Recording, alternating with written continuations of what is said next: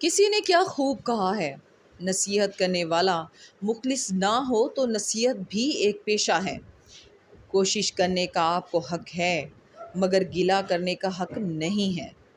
اللہ پر گمان نہیں، یقین رکھو، تمہیں بہتر نہیں بہترین ملے گا۔ آج کی آیات کا ترجمہ شروع کرتے ہیں۔ پناہ مانگتی ہوں اللہ کی شیطان مردود سے۔ شروع اللہ کا نام لے کر جو بڑا مہربان نہایت رحم والا ہے۔ اللہ ہی ہے جس کے لیے آسمانوں اور زمین کی بادشاہت ہے۔ وہی زندگانی بخشتا اور وہی موت دیتا ہے، اور اللہ کے سوا تمہارا کوئی دوست اور مددگار نہیں ہے۔ بے شک اللہ نے پیغمبر پر مہربانی کی اور مہاجرین اور انصار پر، جو باوجود اس کے کہ ان میں سے بعضوں کے دل جلد پھر جانے کو تھے، مشکل کی گھڑی میں پیغمبر کے ساتھ رہے۔ پھر اللہ نے ان پر مہربانی فرمائی، بے شک وہ ان پر نہایت شفقت کرنے والا اور مہربان ہے۔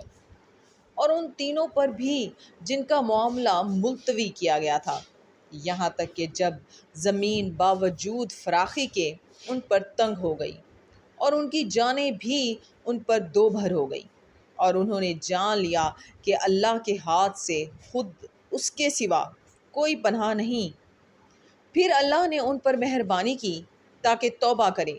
بے شک اللہ توبہ قبول کرنے والا مہربان ہے۔ اے اہل ایمان، اللہ سے ڈرتے رہو اور راست بازوں کے ساتھ رہو۔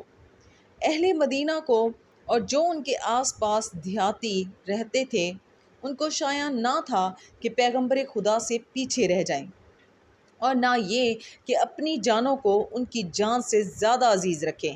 یہ اس لیے کہ انہیں اللہ کی راہ میں جو تکلیف پہنچتی ہے، پیاس کی یا محنت کی یا بھوک کی، یا وہ ایسی جگہ چلتے ہیں کہ کافروں کو غصہ آئے، یا دشمن سے کوئی چیز لیتے ہیں، تو ہر بات پر ان کے لیے عمل نیک لکھا جاتا ہے۔